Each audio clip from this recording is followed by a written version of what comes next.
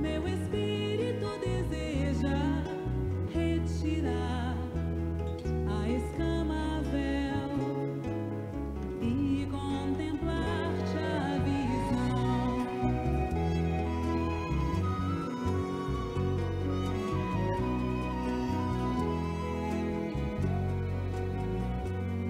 Levantando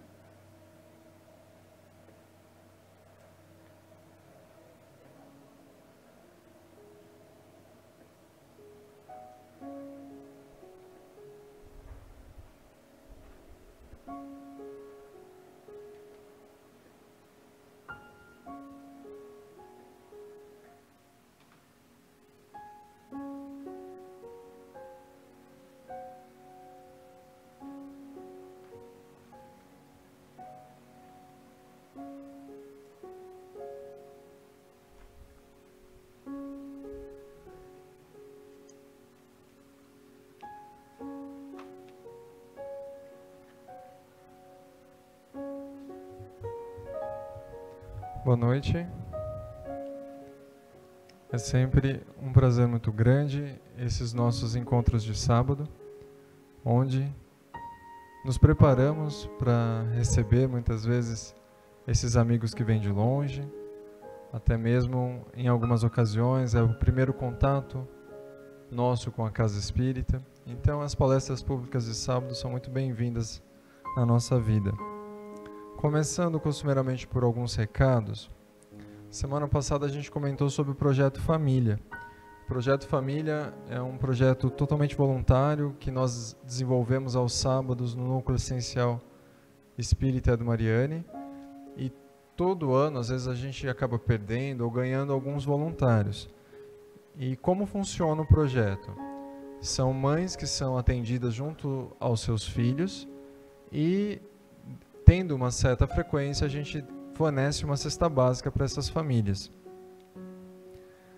E são feitas oficinas de apoio moral no primeiro turno, uma merenda, um lanche, que às vezes é o único que aquela família vai ter no dia, e depois oficinas mais laborais do tipo de pintura em tecido, informática para as crianças, educação física, costura, alguma coisa do tipo. E nós precisamos de voluntários para desenvolver as tarefas. Aqui, alguns exemplos. Nós precisamos de pessoas para o berçário, onde ficam aquelas crianças de até 3 anos. Precisamos de voluntários para as aulinhas de informática. A informática é bem básica, então não precisa ser muito entendedor de informática. Voluntários para outras oficinas, como artesanato, teatro, música, violão, jogo de damas, jogo de xadrez, qualquer coisa que desse para desenvolver com as crianças. Colaboradores na oficina de crochê, ponto cruz, tricô, né, que são oferecidas para as mães. Na oficina de costura, que são consertos em roupa, nós já temos algumas máquinas. Outras oficinas que possam ser desenvolvidas para as mães, como pintura em tecido, patchwork, ou outros tipos de artesanato. Voluntários para que possam fazermos as visitas e verificar a situação dessas famílias, né, como podemos melhor atendê-las. E também colaboradores para a campanha Alta de Souza, porque nós também temos um grupo de voluntários que sai de casa em casa solicitando a doação de alimentos.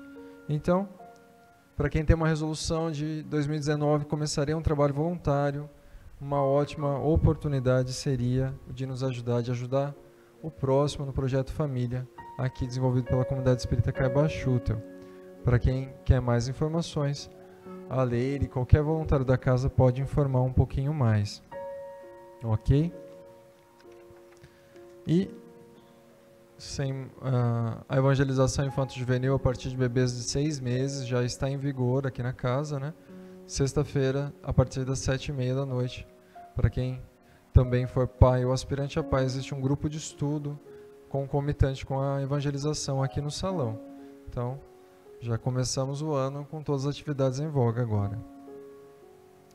E outros estudos doutrinários que a comunidade espírita tem todos os dias da semana, mais ou menos às 8 da noite. Todo mundo que quiser se aprofundar na doutrina pode procurar a casa para o estudo que melhor lhe aprazer.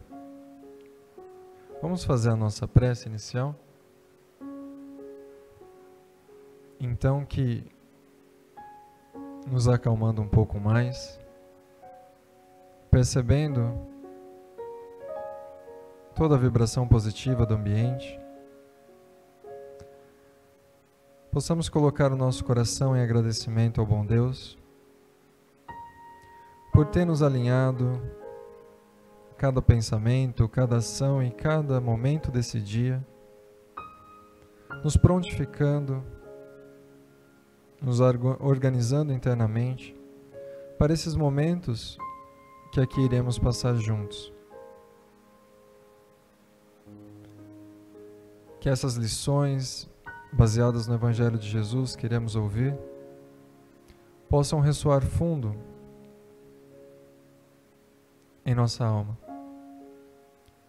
fazendo vibrar a lei divina impressa em nossa consciência, nos conclamando ao serviço e ao viver em sociedade,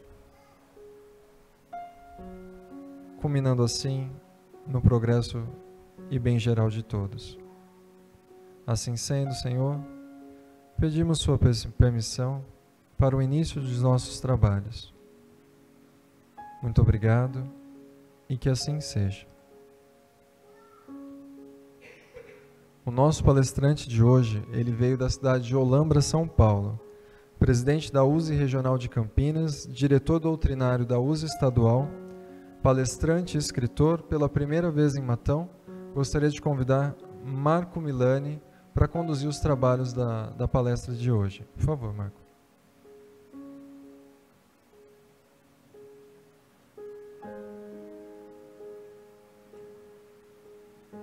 Meus amigos, boa noite a todos.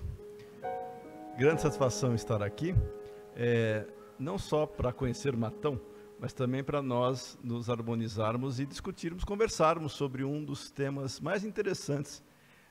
Todos são, mas esse em particular eu tenho certeza que ele gera bastante reflexões. O nosso tema de hoje é um tema que está no Evangelho segundo o Espiritismo, no capítulo 23, Moral Estranha, e o título é Não vim trazer a paz, mas a espada. Foi Jesus mesmo que disse isso. E ele está nesse capítulo justamente porque ele gera uma certa expectativa e até uma certa surpresa quando nós entendemos Jesus, o mais manso dos homens, o mais pacífico dos seres que já encarnou nesse planeta, dizendo que ele veio trazer para nós não a paz, mas a espada. Isso poderia até aparentar uma certa contradição com a mensagem evangélica que ele nos traz durante todos os seus ensinamentos, a sua vida, que sempre foi regrada e pautada no amor. E quando nós interpretamos essa passagem, e com os esclarecimentos dos Espíritos, porque essa passagem foi interpretada também pelos Espíritos, que está lá no Evangelho segundo o Espiritismo, e eles dizem o seguinte: foi ele mesmo que disse isso. Nós é que temos que entender o significado. Até porque Jesus nada escreveu. Quem escreveu foram os homens, e mesmo assim, muitos anos depois de estar conosco, após a sua desencarnação, que os primeiros evangelhos começaram a ser escritos, e os registros que nós temos, eles também passando de uma língua para outra, eles podem perder algum significado, ou ter um significado um tanto diferenciado. E nós encontramos isso durante todo o Evangelho.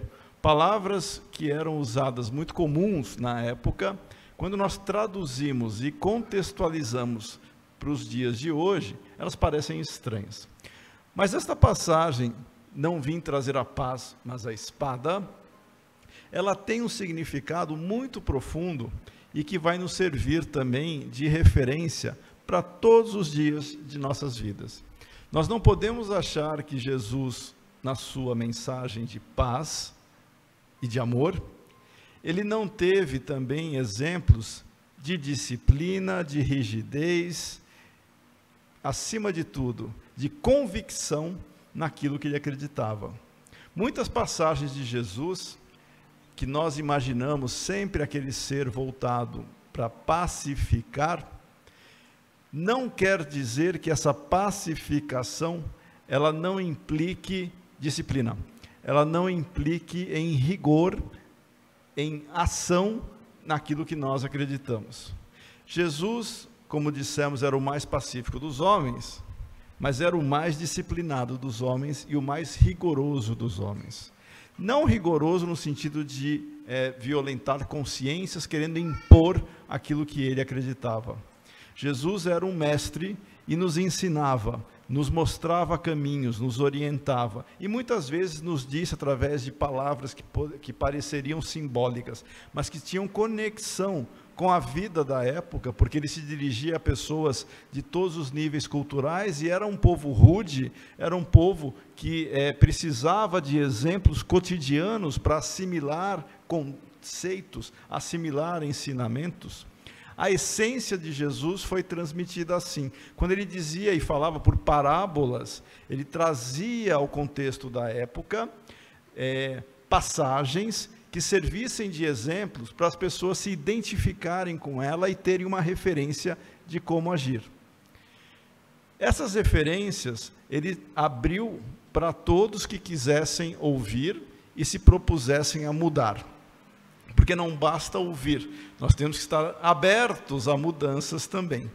E é justamente aí que esta passagem mais vai nos calar.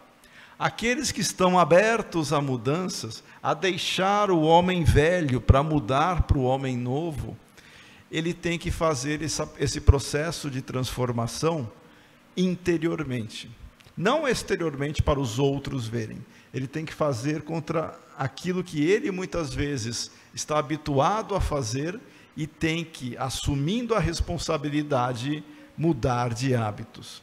E aí vem o problema.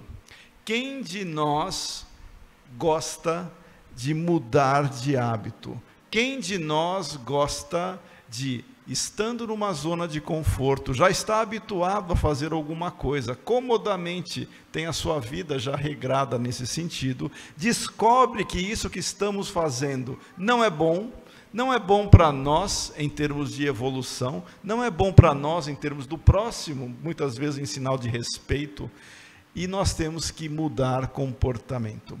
E aí vem o grande desafio, mudar comportamento. Muitas vezes enraizado em nossa maneira de ser. E não precisamos pegar exemplos muito complicados, pode ser exemplos muito simples, também de nosso dia a dia. Eu vou dar um exemplo só para começarmos a conversar. Nós sabemos que a retidão moral, ela implica em você fazer ao outro aquilo que gostaria que fizesse para si, e não fazer para o outro aquilo que não gostaria que fizesse para nós mesmos. Muito bem. Alguém aqui gostaria que outras pessoas fizessem ou falassem de uma maneira pejorativa, falassem mal de nós? Ninguém. Ninguém. Nós sabemos e nós não queremos que isso ocorra, mas nós temos convicção também de que o ser humano, no nosso nível, ainda está propenso a falar mal dos outros. E aí vem aquela questão. Não precisamos nos manifestar para nos identificar, mas nós podemos conhecer pessoas assim. Alguém já falou mal do próximo? Sem manifestações. Não vamos nos manifestar, porque todos nós já fizemos isso, todos nós sem exceção. Nós não podemos negar que faz parte de um hábito, até muitas vezes cultural, tecer comentários muitas vezes inapropriados ou desagradáveis do próximo. E geralmente, quando nós fazemos isso, estamos fazendo até com um sentimento quase que mórbido de prazer em falar mal de alguém que nós não gostamos. Porque no nosso nível evolutivo, neste planeta, nós estamos num processo de aprendizado. Nós estamos nos descobrindo. Neste planeta, considerado de expiações e provas dentro da escala evolutiva que nós temos, reencarnam aqui espíritos que mal saíram de um estágio anterior dito primitivo. Talvez não seja familiar para todos aqueles que estejam chegando aqui na casa pela primeira vez ou que estão se familiarizando com a doutrina espírita, mas aqueles outros que já conhecem sabem.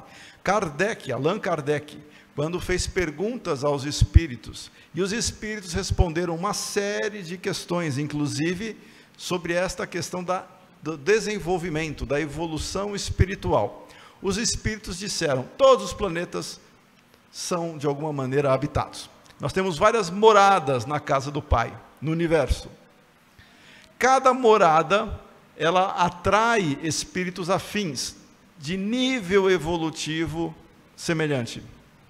Neste que nós estamos, o nosso planeta, ele atrai espíritos que estão no nível evolutivo que nós poderemos considerar não muito evoluído.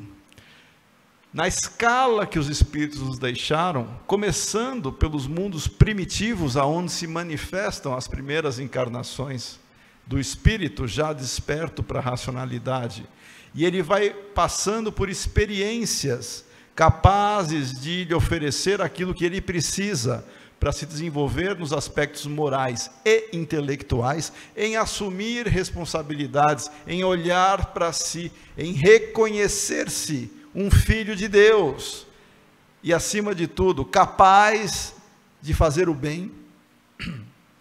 Nós entendemos que nesta escala evolutiva, começando pelos mundos primitivos, o próximo que os espíritos nos deram de referência são os mundos que nós nos encontramos, de expiação e provas.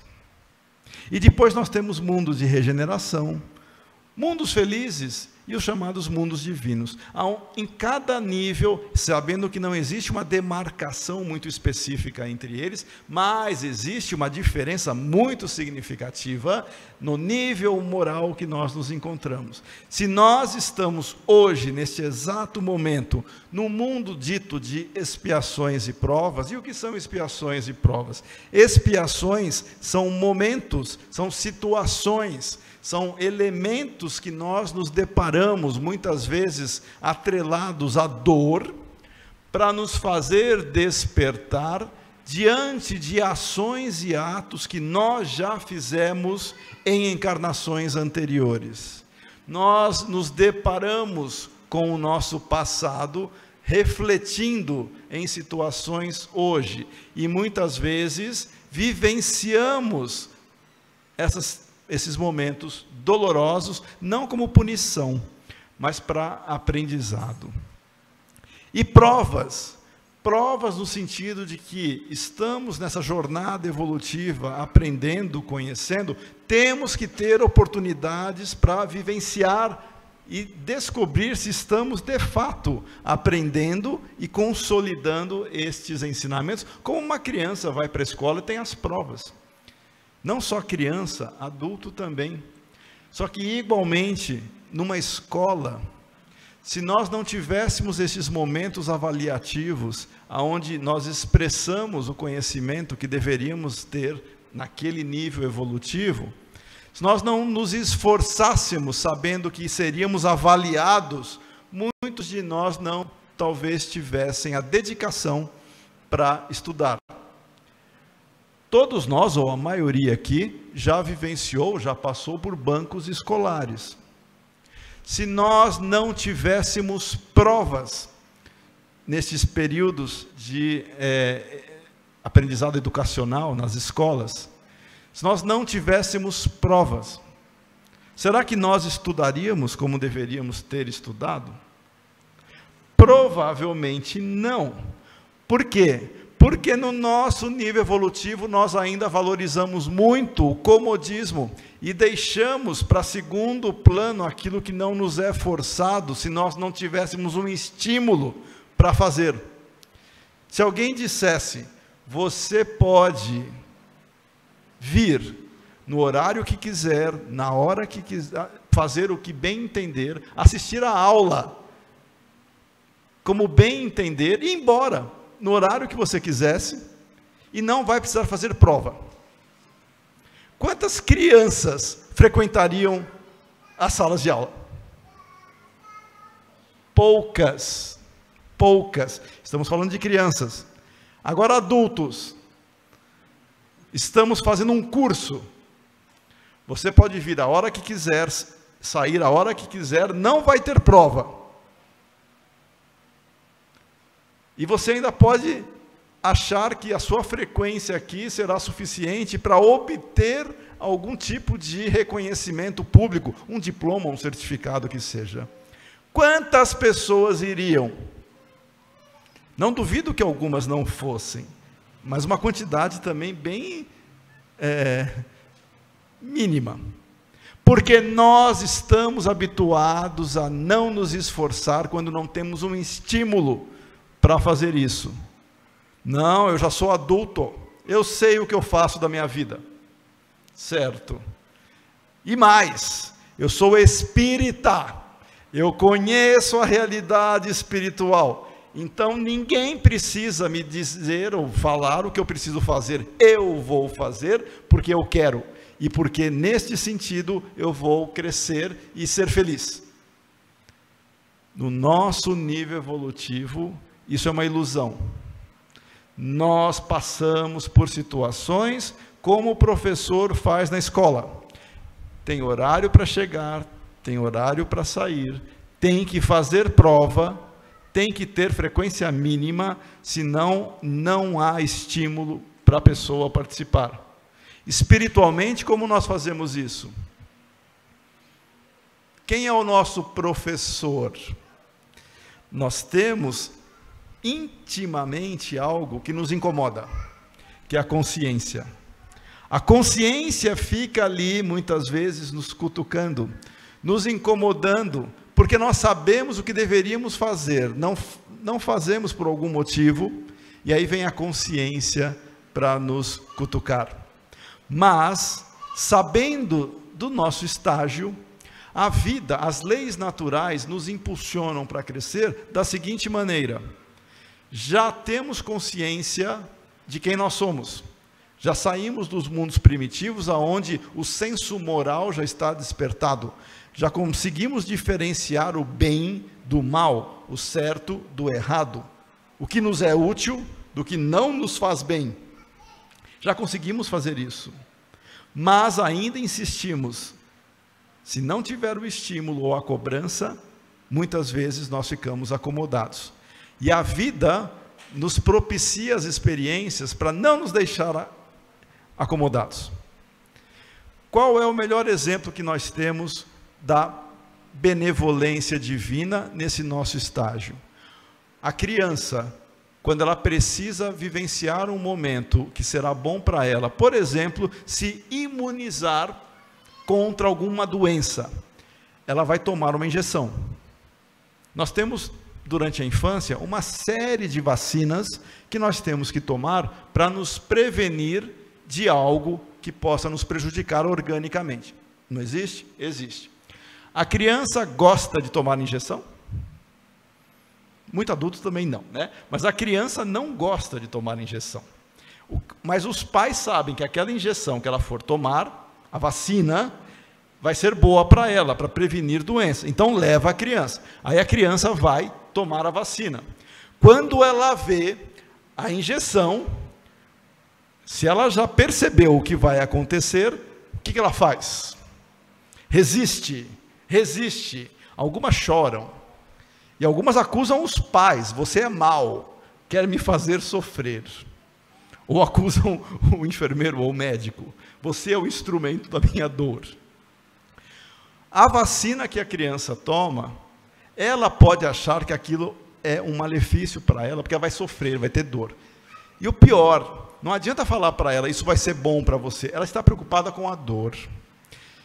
E não adianta os pais, porque os pais gostam de fazer isso com as crianças também. Qual é a frase dos pais quando a criança está prestes a tomar a injeção? Filhinho, é só uma picadinha, já vai passar, não vai doer quase nada. A criança não acredita mais nisso, porque ela talvez já tenha vivenciado experiências anteriores, mas os pais falam isso, tentando amenizar, atenuar, mas ela tem que vivenciar aquela experiência para se imunizar. E nós, espíritos, da mesma maneira que a criança passa por algo que ela não compreende na sua integridade, mas Os pais sabem que aquilo é bom para ela. Como na lei natural, nós temos vivência de passar por fatos que nos imunizam contra situações futuras moralmente ruins para nós. Nós somos quase que vacinados constantemente nesta encarnação. Muitas vezes a vacina dói, mas ela não é uma punição. E nem Deus está querendo o nosso mal. Nós estamos sendo protegidos e nos fortalecendo contra algo que vai acontecer na frente. Nós tomamos muitas vacinas, reclamamos, por que eu fui passar por isso? Porque nós não nos conhecemos e não nos conhecemos em termos de realidade espiritual. Passou porque isso vai fazer bem em algum momento. Não que nós tenhamos que buscar dor ou sofrimento, porque isso já seria masoquismo e nós temos que afastar isso. Nós temos que buscar o equilíbrio. Só que nós talvez não compreendamos as nossas necessidades e nós busquemos situações que muitas vezes beiram o conforto e o comodismo e nos afastam, como a criança que não quer estudar porque não vai ter prova.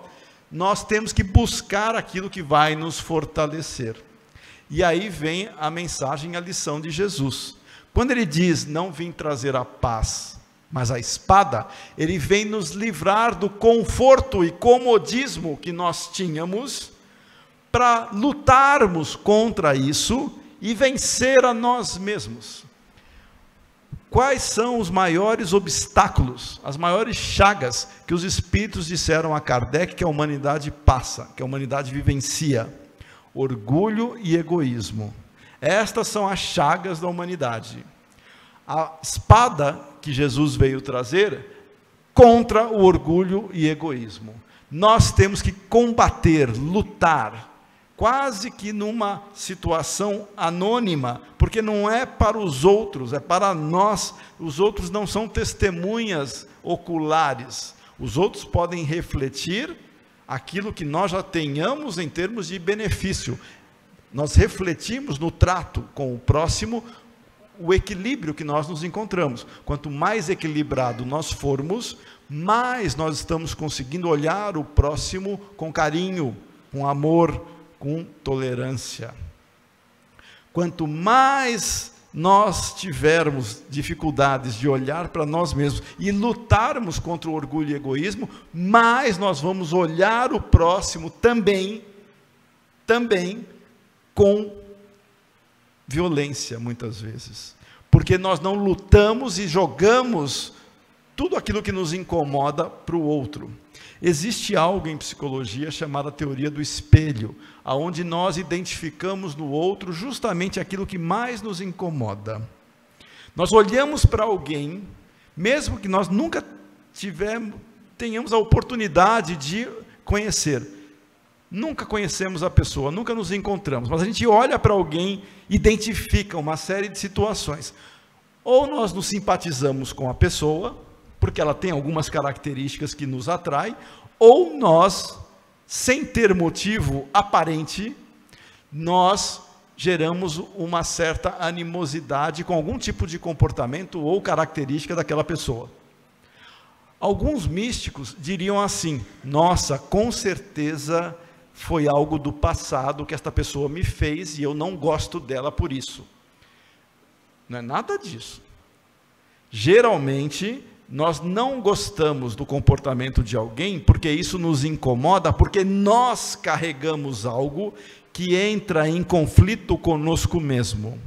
Vou dar um exemplo muito simples.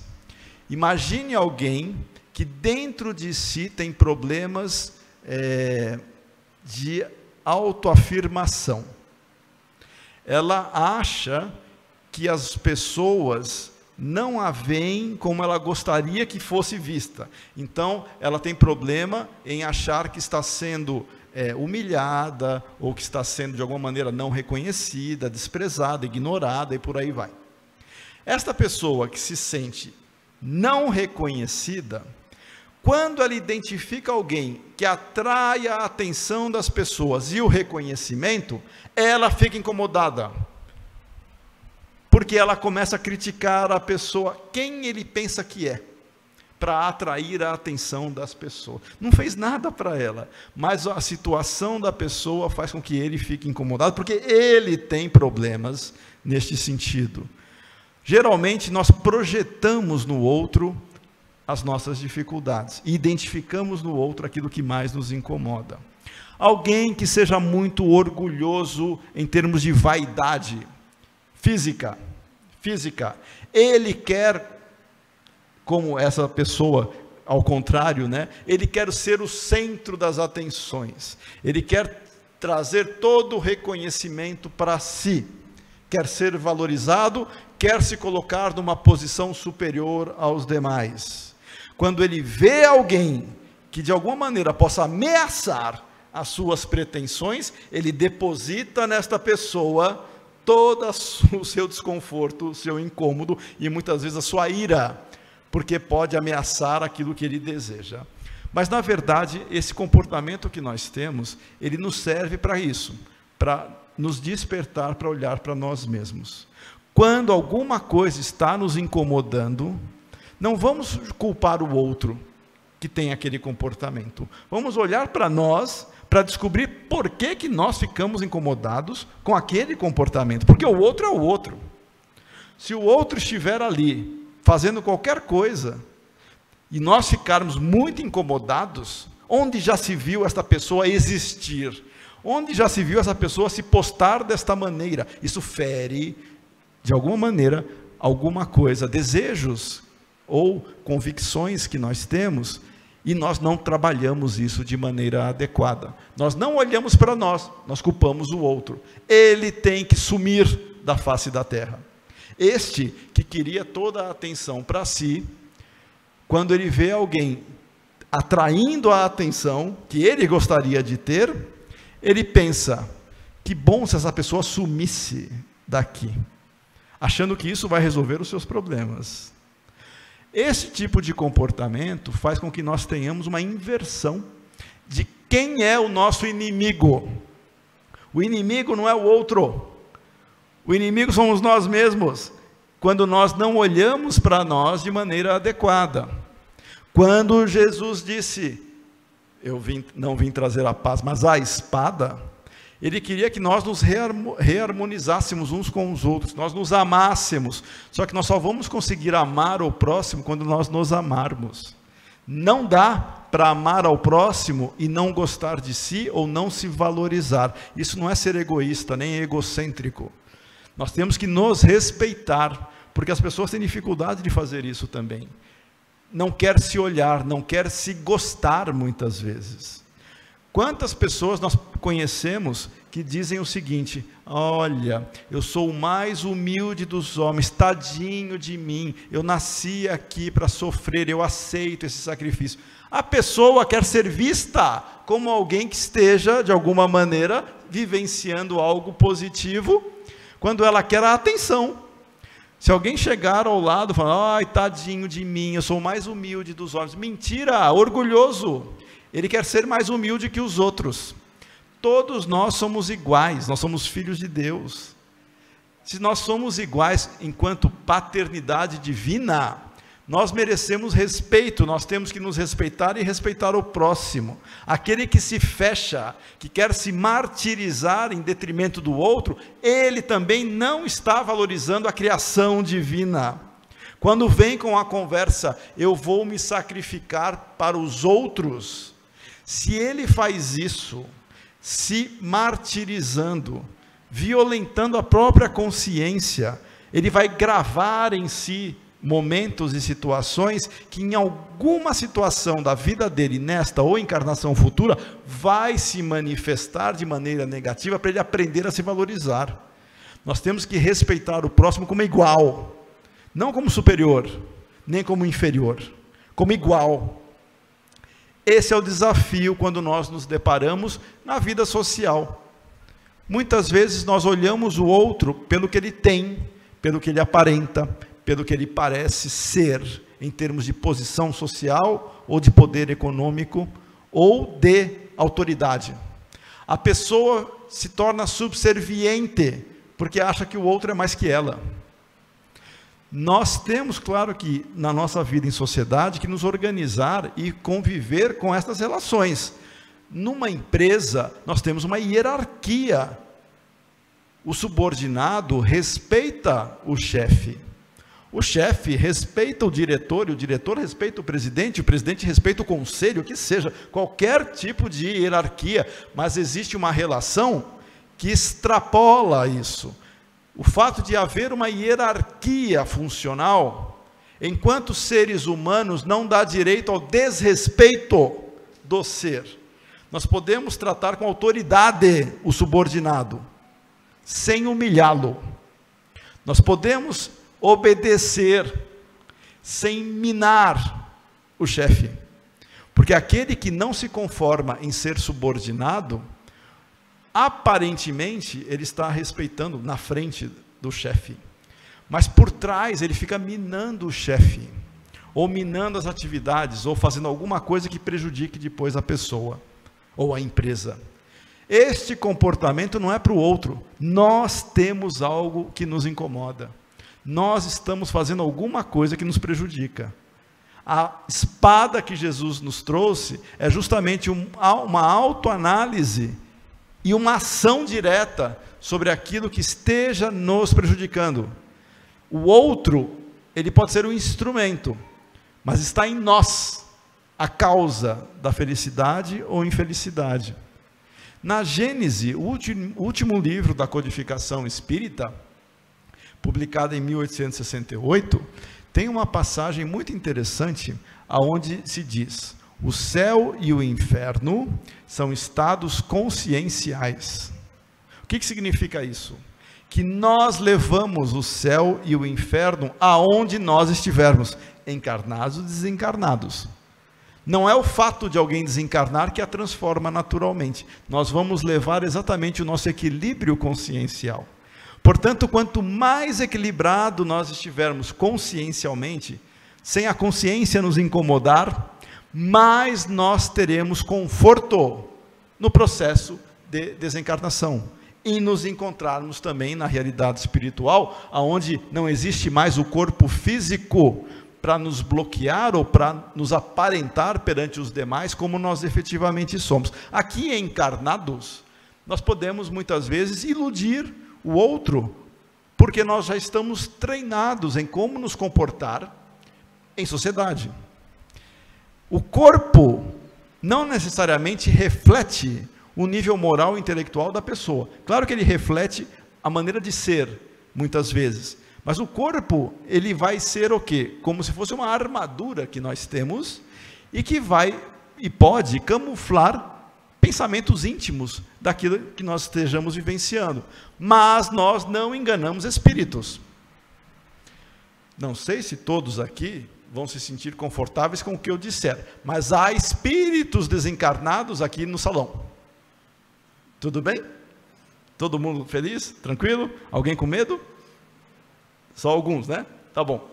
Isso porque eu não apaguei a luz. Se eu apagasse a luz, aí as pessoas ficariam mais preocupadas.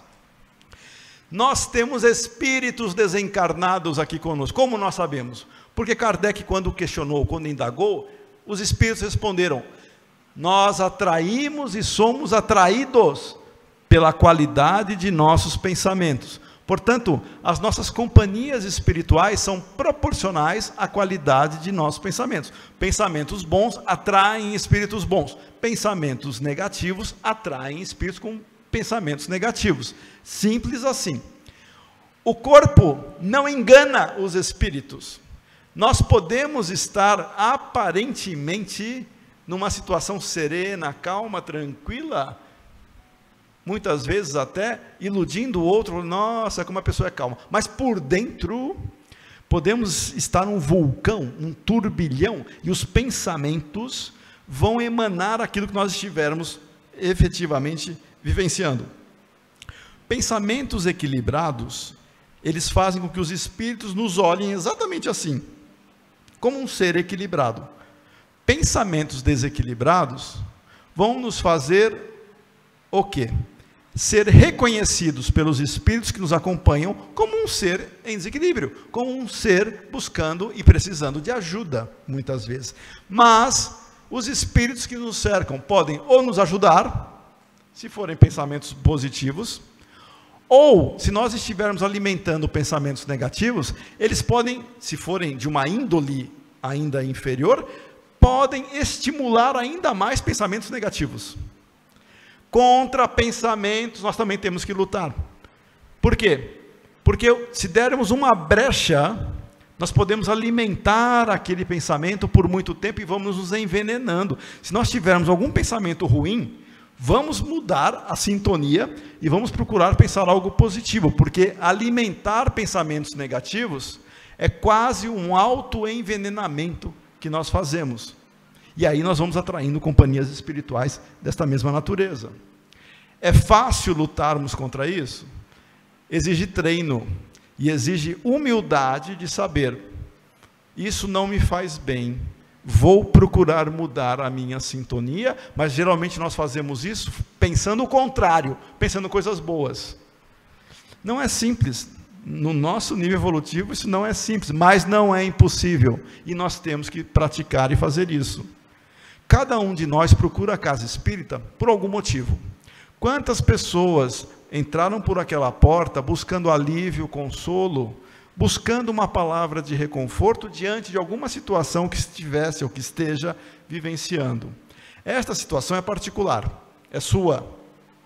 É um momento que está sendo vivenciado, mas que vai passar? Vai. Tem solução? Tem. A solução não é imediata, a solução não é aquela, a partir daqui, a partir de hoje, tudo vai se resolver. Materialmente talvez não se resolva, ou se resolva diferente, mas sabe qual é a diferença? É como nós enfrentamos o problema. Esse é o auxílio que os espíritos nos dão. Eles não resolvem problema, eles nos dão força para superar o problema. O problema está lá, nós vamos superar o problema.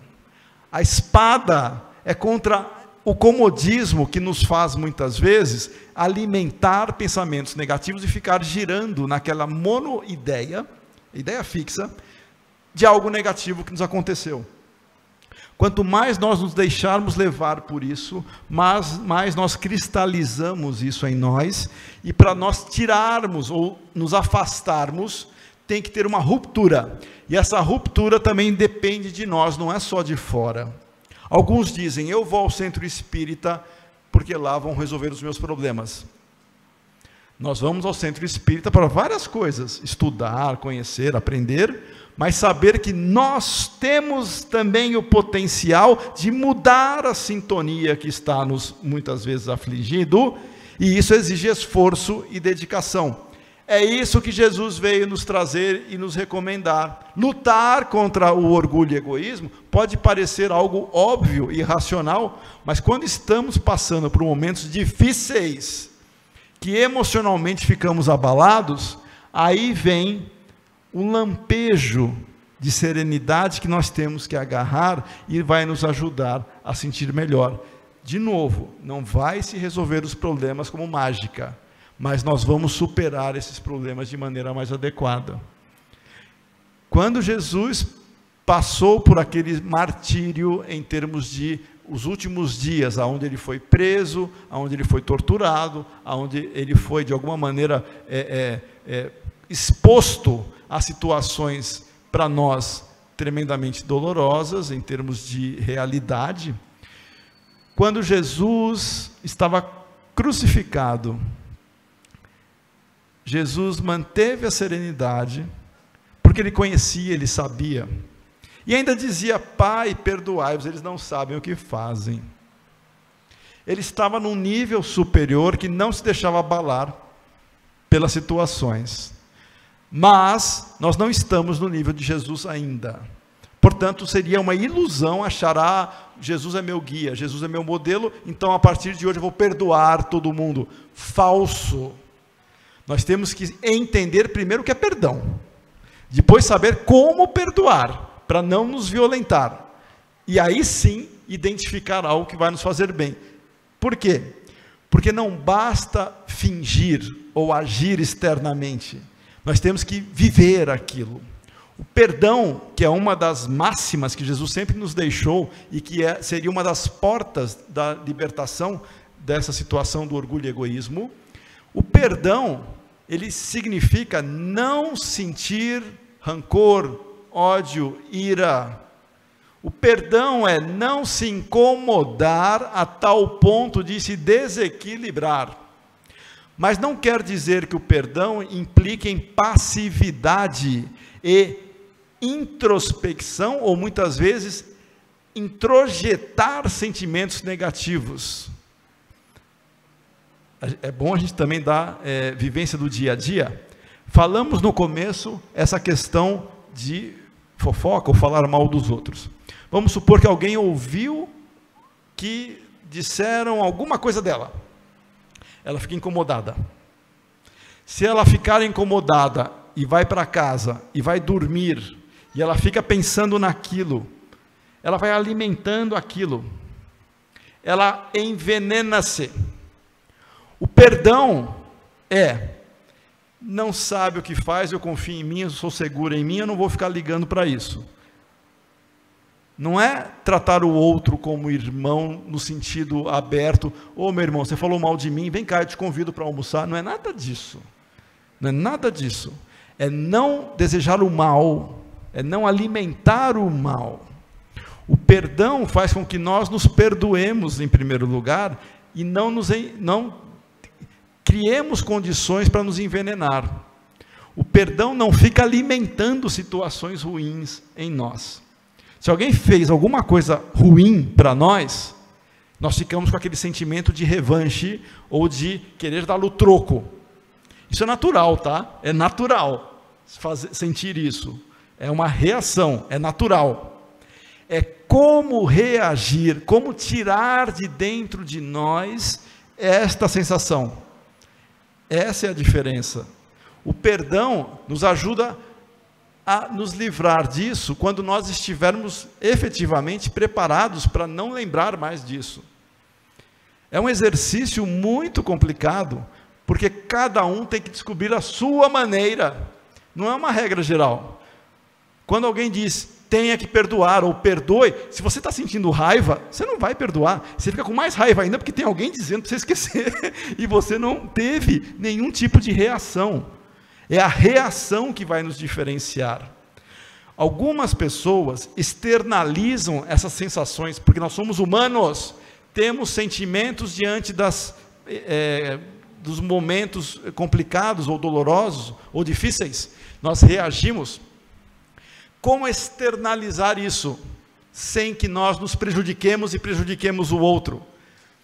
Temos que saber como tirar essa sensação ruim de dentro de nós, para perdoar. Algumas pessoas precisam extravasar isso, aí cada um vai descobrir a sua maneira, mas inclusive fisicamente. Tem pessoas que precisam fazer atividade física, vai correr, alguns têm aquele saco de pancada, vai dar soco no saco de pancada, extravasa isso. Alguns, uma prece é suficiente, mas já é um nível um pouco diferente. Alguns extravasam de outras maneiras, mas cuidado quando e como vai extravasar, porque isso pode nos prejudicar também. Algumas pessoas levam para casa os sentimentos rancorosos ou de desgaste que teve no dia a dia. Primeira coisa que faz, abre a porta da geladeira e vai extravasar comendo. Isso é bom? Não é, porque você não extravasa, na verdade, você direciona algo em outra coisa que, se você consumir em excesso, vai te fazer mal. E aí vem o segredo.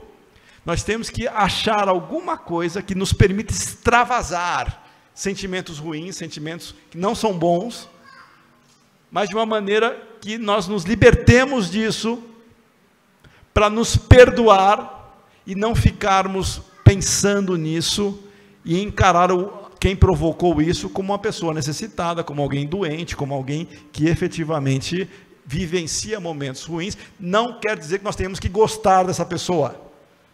O perdoar não é gostar da pessoa. Jesus já dizia, sede mansos como pombas e prudentes como serpentes. Nós temos que saber aonde e com quem confiar. Não vamos confiar a alguém que não gosta da gente segredos. Não vamos confiar a alguém que não gosta da gente coisas que podem nos prejudicar depois. Isso não é ser prudente. Mas nesse processo de autodescobrimento, nós temos que pôr um ponto de início. Como melhorar? E o que eu preciso fazer para melhorar? Um exercício muito simples. Se cada um aqui, porque nós somos especialistas em identificar no outro coisas negativas, né? Mas vamos olhar para nós. Se nós identificarmos hoje, neste exato momento, o que mais nos incomoda, e escrevermos isso num papel.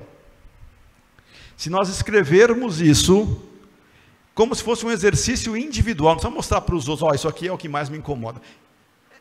É algo nosso. Escreve, o que mais me incomoda é isso. E aí, racionalmente, o que será que eu posso fazer para resolver isto? Mas, pode escrever, mas, cuidado na hora de escrever, porque, o que mais me incomoda, o fulano, ou a atitude do fulano. Como resolver isso? Eliminando o fulano. E isso não resolve. Isso não resolve. Como nós vamos fazer algo em nós, não para o outro, em nós, ainda que seja conversar com o fulano, porque o perdão não é ser omisso, nem ficar em silêncio, algumas vezes pode ser, mas se o perdão servir para extravasar, olha, isso que você fez eu não gostei, não achei bom, não foi legal, fala isso com firmeza, mas sem agressão física, você extravasou. Se a resposta dele ainda for algo mais pejorativo ainda, você já delimitou uma situação. Cada um vai ter que se posicionar. Mas nós não podemos guardar coisas ruins dentro de nós. Nós não podemos fazer isso, porque nós nos envenenamos. E aquele com aquela falsa ideia de sacrifício, e eu me sacrifico para os outros, em algum momento a vida vai te fazer valorizar-se. E vai acontecer situações para você se valorizar. Você não é capacho de ninguém. Nós não somos capachos de ninguém. Nós não somos escravos de ninguém. Nós não somos subservientes em termos de seres humanos. Nós somos iguais. Só que essa igualdade implica em respeito. Respeito pelas posições sociais, pela posição hierárquica dentro da empresa, que nós já falamos. Tudo isso é saber se posicionar. É ser íntegro. É estar bem com a própria consciência. Quando nós estamos bem com a própria consciência, o outro pode fazer o que ele bem entender ali, pode falar mal, pode fazer fofoca. Estamos bem com a consciência, já vivenciamos um momento de crescimento interior, nós não nos deixamos abalar por aquilo. Ainda estamos num momento de fragilização, somos muito frágeis perante a opinião do outro, nós temos que repensar o que nós precisamos fazer em nós para nos fortalecer e não sermos vulneráveis ao reconhecimento do outro, porque senão nós nunca vamos ser felizes em função do nosso nível evolutivo. Qual é o momento que Jesus nos diz de felicidade? Ele falou lá, com todas as letras, a felicidade não é deste mundo. Nós não vamos achar e nos iludir que da noite para o dia a gente vai ser feliz, no sentido de equilíbrio total. Mas nós podemos ser mais felizes do que nós somos hoje. Um passo por vez. Aqueles que já conhecem o Espiritismo na sua essência, sabem que o processo reencarnatório, ele funciona exatamente assim.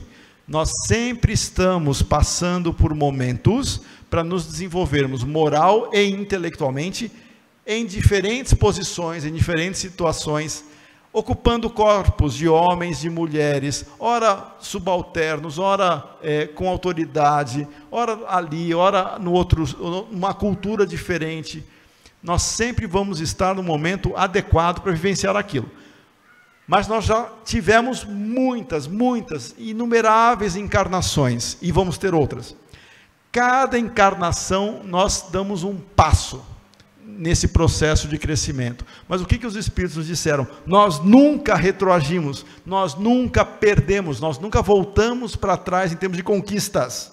Hoje nós somos melhores que ontem.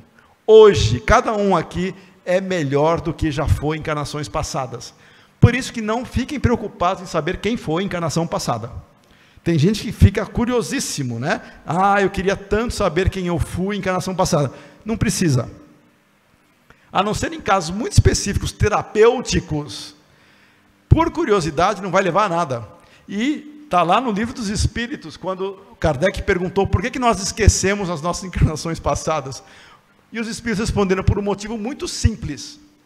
Ou nós poderíamos nos sentir humilhados perante as diversas situações que nós já vivenciamos e nos reencontrar aqui, ou ao contrário, ter um orgulho exacerbado diante de posições ilusórias que nós já ocupamos no passado.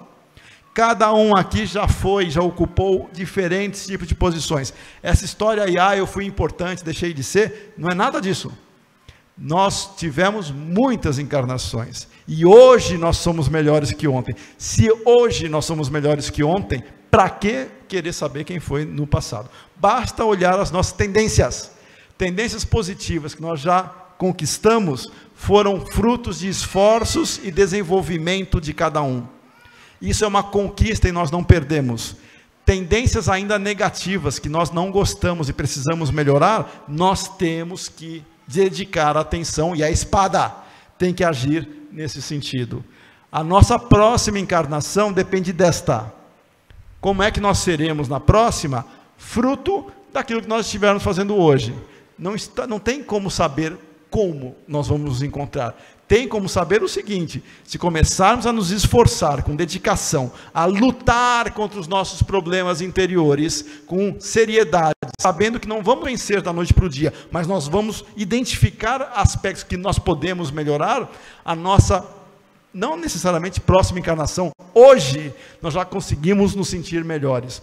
A consciência tranquila não tem tesouro maior. Os Espíritos nos dizem, o que nós levamos? Roupa, bens, nada disso. Títulos, nada disso. Nós levamos aquilo que fizemos, gravado aqui. Quanto mais nós nos esforçarmos para lutarmos contra os nossos problemas, os nossos desafios interiores, orgulho e egoísmo, mais nós vamos receber os benefícios disso, mais nós vamos atrair a companhia dos bons espíritos. Esta é a proposta da encarnação, evoluir. Ninguém aqui nasceu para sofrer, e nós nascemos no lugar certo. Ninguém reencarnou no Brasil por acaso, ninguém reencarnou numa família por acaso, ninguém reencarnou nesta época por acaso. Estamos vivenciando aquilo que nós precisamos, e atraímos as situações. Se nós temos um vizinho que seja muito chato, ok, o vizinho é chato, mas como é que nós vamos superar isso? Vamos identificar problemas em nós, não é eliminando o vizinho, é identificando maneiras de atenuar o problema, até conversando com o vizinho, se der, mas nós temos que buscar soluções de maneira equilibrada e extravasar os sentimentos negativos sem guardar. Aquele que quer guardar, achando que está perdoando, isso vai se manifestar de alguma maneira, muitas vezes como no físico, inclusive. No físico se manifesta como doença ou com algum tipo de situação ruim para a pessoa. Extravasemos aquilo que não nos faz bem, de alguma maneira, mas quanto mais nós conseguirmos olhar para nós, e esse exercício de põe no papel, fala com você mesmo, porque falar mentalmente às vezes não dá resultado. Escreve lá, eu preciso melhorar nisso aqui, como é que eu posso fazer para melhorar? E faz lá um exercício tentando melhorar aquilo sem se violentar. Eu não consigo falar, vou pegar o exemplo só para a gente estar fechando, eu quero deixar de falar mal dos outros. Não que alguém fale aqui, tá? Mas vamos supor que seja isso. Eu quero deixar de falar mal dos outros. Eu não resisto quando na empresa se forma aquela rodinha e as pessoas ficam lá falando do chefe. Eu não resisto, eu entro lá e falo também. Tá bom, já identificou que isso não é muito bom. Como é que a gente faz então? A pessoa vai para a empresa, formou a rodinha, é hábito. Aí ela vai lá e as pessoas, porque isso, porque... E a pessoa lá, vamos ver se hoje eu consigo. E ela tenta não falar nada, com vontade, mas ela tenta não falar nada. Quando ela não fala nada, mas com a vontade está lá. está lá. E ela faz o exercício. Se ela represar isso, a vontade, ela interiorizar, aquilo não extravasou, ficou nela. Ela quer falar. Ela fala coisas boas. Ah, mas tem isso positivo. Mesmo que os outros comecem a olhar torto, ou de maneira estranha para a pessoa, ela falou, ela extravasou, ela fez alguma coisa, ela não guardou aquilo lá, ela extravasou. Quando ela extravasou, falando bem, se as outras pessoas não gostaram, vão até te afastar, é opção delas, mas você fez aquilo que a sua consciência manda. O pior de tudo é saber o que tem que fazer, ter a oportunidade de fazer, não faz, aí chega em casa com a consciência pesada, puxa vida, eu podia ter feito isso e não fiz, aí fica a consciência lá. Já tivemos milhares de anos com consciência doendo.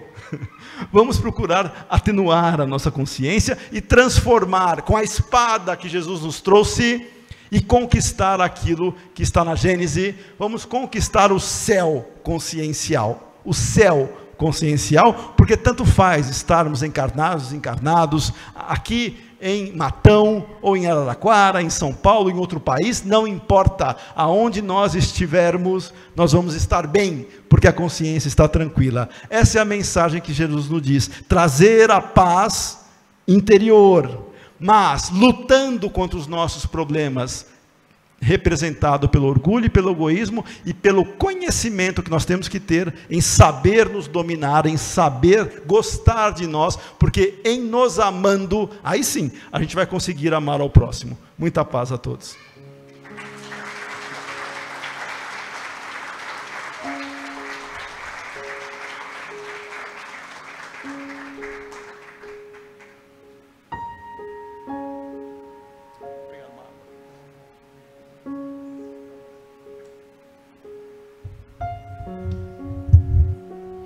Então, em nome de todos, eu gostaria de agradecer ao Marco pela grande palestra que nos brindou. Gostaria de convidar os nossos amigos passistas para já irem preparando o ambiente do passe. Aqueles que forem se utilizar do tratamento fluídico, aquela costumeira fila aqui do lado esquerdo. Amanhã, o Marco Milani ele também vai estar palestrando no nosso lar, com o tema Kardec, o cientista, e na semana que vem, no sábado, aqui na comunidade, nós teremos 3 palestrantes de Catanduva que farão uma roda de conversa, um modelo um pouco diferente de palestra, que nós teremos o André Sobreiro, o Ari Dourado e o José Antônio Cruz. Então, sábado que vem, imperdível também, que possam ver a todos.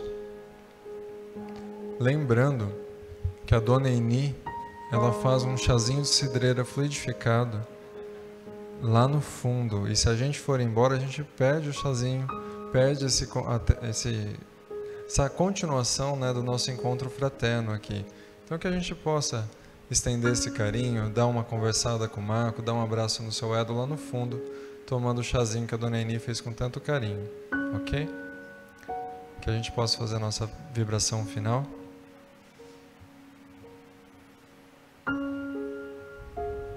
Que colocando na nossa tela mental, possamos pensar na figura bondosa do Mestre Jesus,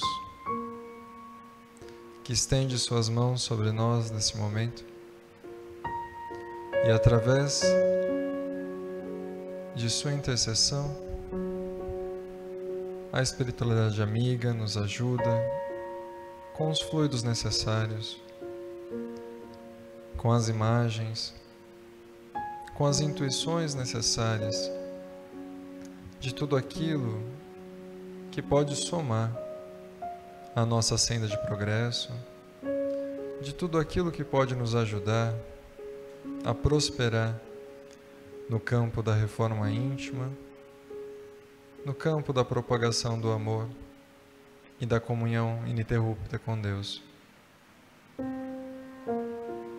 Que refletindo sobre as nossas vidas, possamos encarar de cabeça erguida todas as provações, as expiações, dificuldades, que sejam elas advertências, avisos, degraus necessários para o nosso progresso contínuo. Que nas ocasiões em que nos vemos na oportunidade de fazer o mal, possamos abdicar e, em lugar disso, trocar hábitos antigos pela construção do homem novo, pelas atitudes, pensamentos e vibrações de amor maior. E que, além disso, possamos reunir todas as energias presentes nesse ambiente, mentalizar nossas casas, nossos queridos que lá estão, ou aqueles que desencarnaram, e dar esse abraço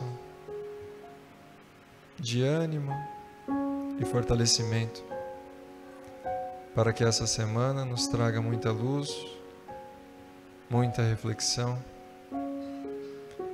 e que ao final de cada dia possamos agradecer ao bom Deus a majestosa oportunidade da vida. Muito obrigado, Senhor, por essas e tantas outras. Que assim seja.